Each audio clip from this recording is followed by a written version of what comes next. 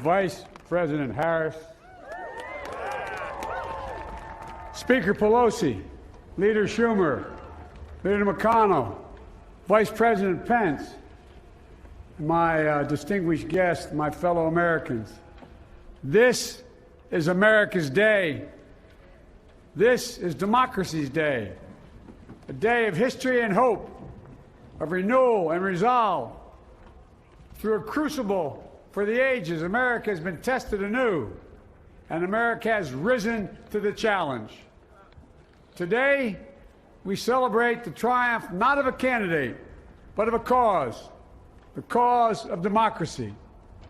The people, the will of the people, has been heard, and the will of the people has been heeded. We've learned again that democracy is precious, democracy is fragile, and at this hour, my friends, democracy has prevailed.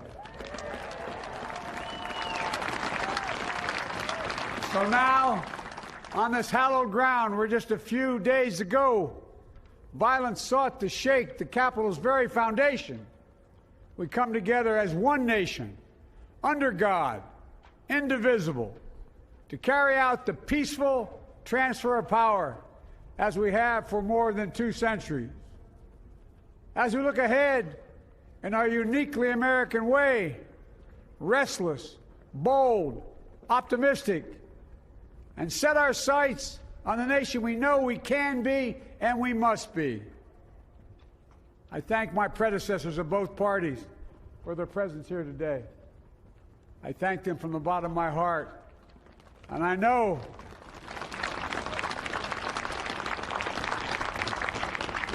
the resilience of our Constitution and the strength of our nation, as does President Carter, who I spoke with last night, who cannot be with us today, but whom we salute for his lifetime in service.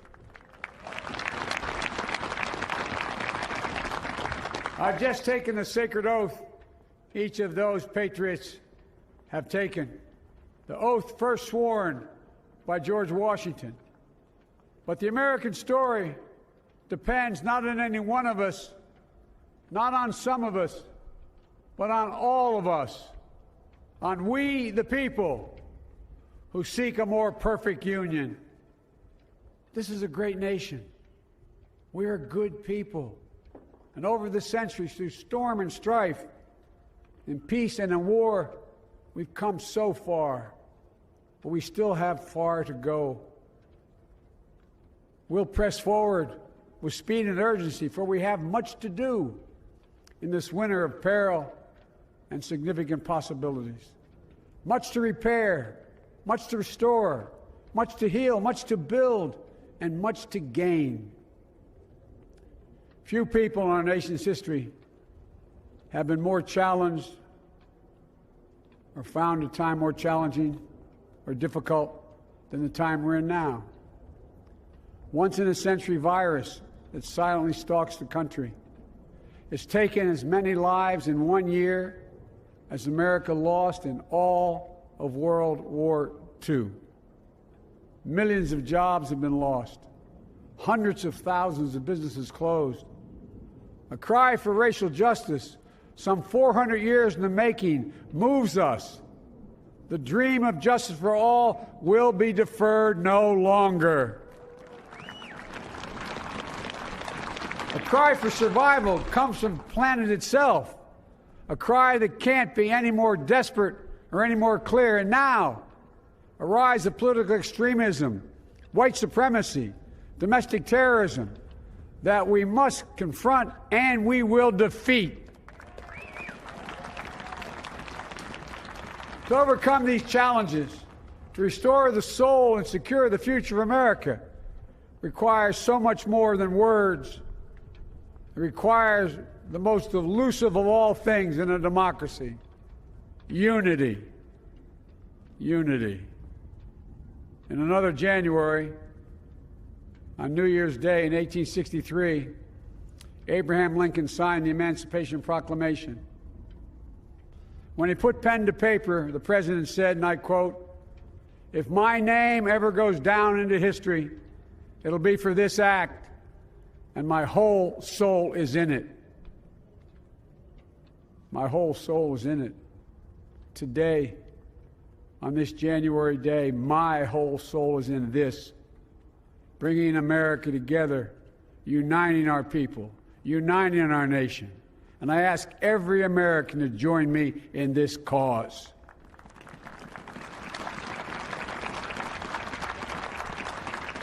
Uniting to fight the foes we face: anger, resentment and hatred, extremism, lawlessness, violence, disease, joblessness, and hopelessness. With unity, we can do great things, important things. We can right wrongs. We can put people to work in good jobs. We can teach our children in safe schools. We can overcome the deadly virus. We can reward work and rebuild the middle class and make health care secure for all. We can deliver racial justice, and we can make America once again the leading force for good in the world. I know speaking of unity can sound to some like a foolish fantasy these days. I know the forces that divide us are deep and they are real. But I also know they are not new. Our history has been a constant struggle between the American ideal that we're all created equal and the harsh, ugly reality that racism, nativism, fear, demonization have long torn us apart. The battle is perennial, and victory is never assured. Through Civil War, the Great Depression, World War, 9/11, through struggle, sacrifice, and setbacks, our better angels have always prevailed. In each of these moments, enough of us have come together to carry all of us forward. And we can do that now. History, faith, and reason show the way of unity. We can see each other not as adversaries, but as neighbors. We can treat each other with dignity and respect. We can join forces, stop the shouting, and lower the temperature. For without unity, there is no peace, only bitterness and fury. No progress, only exhausting outrage. No nation, only a state of chaos. This is our historic moment of crisis and challenge, and unity is the path forward. And we must meet this moment as the United States of America. If we do that, I guarantee you we will not fail. We have never, ever, ever, ever failed in America when we've acted together. And so today, at this time, in this place, let's start afresh, all of us. Let's begin to listen to one another again, hear one another, see one another, show respect to one another. Politics doesn't have to be a raging fire, destroying everything in its path. Every disagreement doesn't have to be a cause for total war. And we must reject the culture in which facts themselves are manipulated and even manufactured.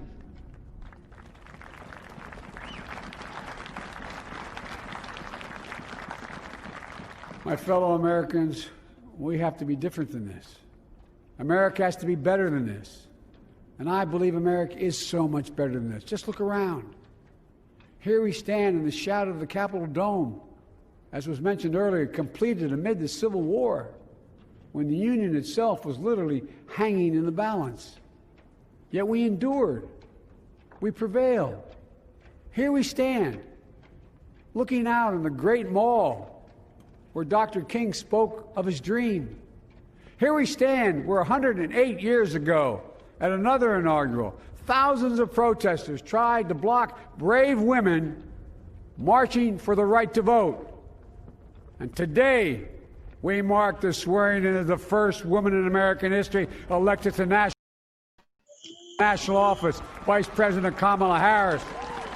Don't tell me things can't change. Here we stand across the Potomac from Arlington Cemetery, where heroes who gave the last full measure of devotion rest in eternal peace. And here we stand, just days after a riotous mob thought they could use violence to silence the will of the people, to stop the work of our democracy, to drive us from this sacred ground. It did not happen. It will never happen. Not today, not tomorrow, not ever. Not ever.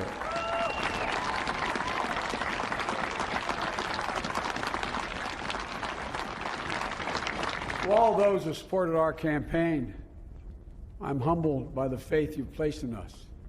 To all those who did not support us, let me say this. Hear me out as we move forward. Take a measure of me and my heart.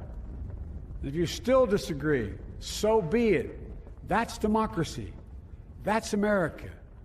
The right to dissent peaceably within the guardrails of our republic is perhaps this nation's greatest strength. Yet hear me clearly. Disagreement must not lead to disunion. And I pledge this to you. I will be a president for all Americans. All Americans. And I promise you, I will fight as hard for those who did not support me as for those who did.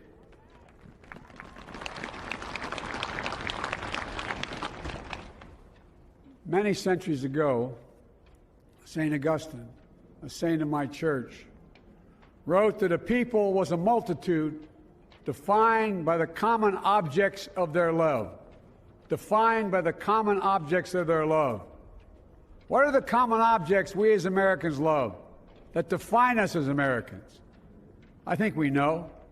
Opportunity, security, liberty, dignity, respect, honor, and yes, the truth. Recent weeks and months have taught us a painful lesson. There is truth and there are lies. Lies told for power and for profit. And each of us has a duty and a responsibility as citizens, as Americans, and especially as leaders. Leaders who have pledged to honor our Constitution and protect our nation, to defend the truth and defeat the lies. Look,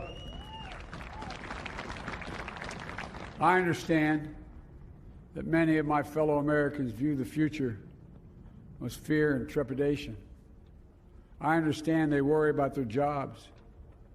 I understand, like my dad, they lay at bed at night, staring at the ceiling, wondering, can I keep my health care?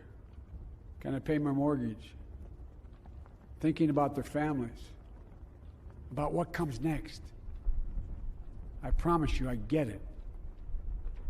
But the answer is not to turn inward, to retreat into competing factions, distrusting those who don't look like you, or worship the way you do, or don't get their news from the same sources you do. We must end this uncivil war that pits red against blue, rural versus urban, conservative versus liberal. We can do this if we open our souls instead of hardening our hearts, if we show a little tolerance and humility, and if we're willing to stand in the other person's shoes, as my mom would say, just for a moment, stand in their shoes. Because here's the thing about life.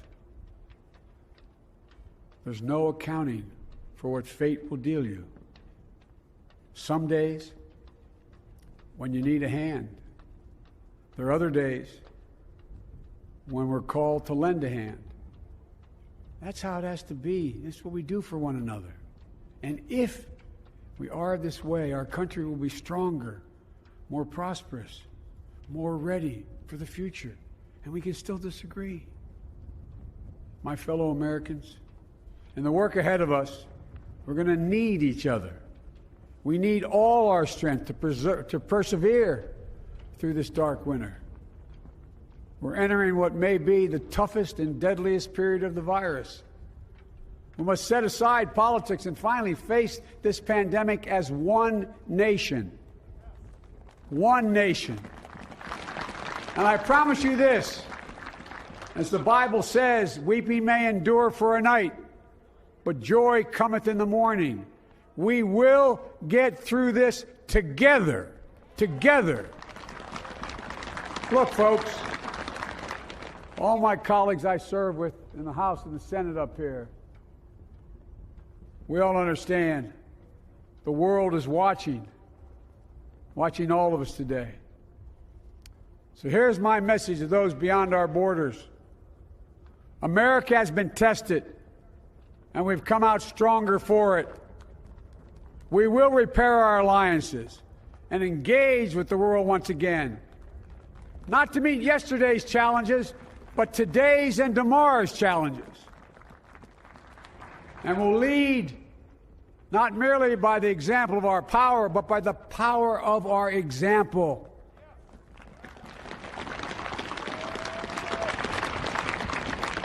We'll be a strong and trusted partner for peace, progress, and security. Look, you all know we've been through so much in this nation. And my first act as president, I'd like to ask you to join me in a moment of silent prayer. Remember all those who we lost in this past year to the pandemic.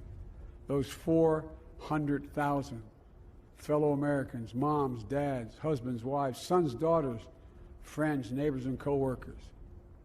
We'll honor them by becoming the people and the nation we know we can and should be. So I ask you, let's say a silent prayer for those who've lost their lives and those left behind, and for our country.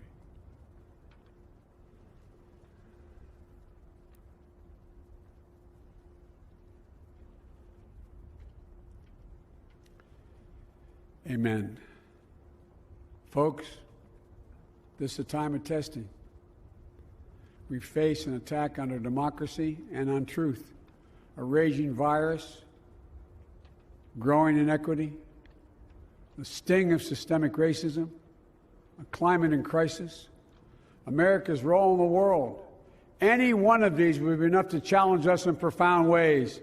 But the fact is, we face them all at once, presenting this nation with one of the gravest responsibilities we've had.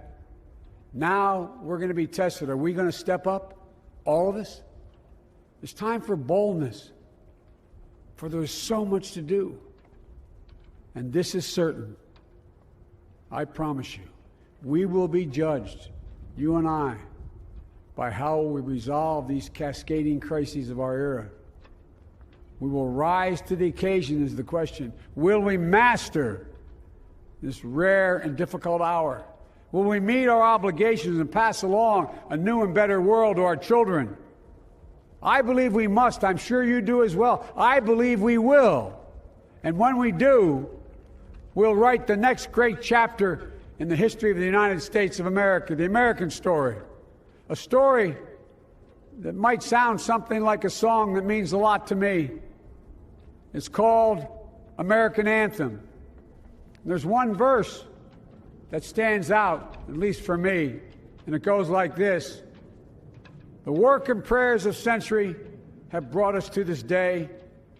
What shall be our legacy? What will our children say?